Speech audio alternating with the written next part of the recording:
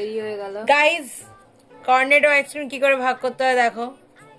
এই ঠান্ডায় একটা এত বড় আমুলের গোটা আইসক্রিম খাওয়া সম্ভব নয়, তাই আমি প্রথমে ডিস্কটা আর কুকি ক্রাম্বলটা 3 জায়গায় ভাগ করেছি।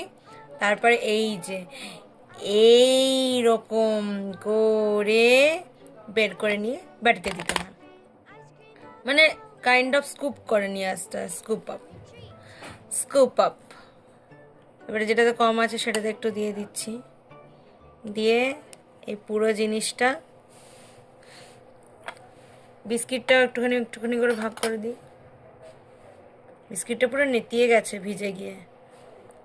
কি করে এই ঠান্ডাতে আইসক্রিমগুলো যেতে পারে?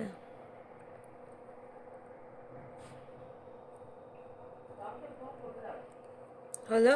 এবার এটাতে একটু কম আছে, তো বাকি এই যে যেটা ফেভারিট পার্ট সেটা আমি আমারটাতে নেব, কারণ এটা আমি আমি আমি নিয়ে এসেছি।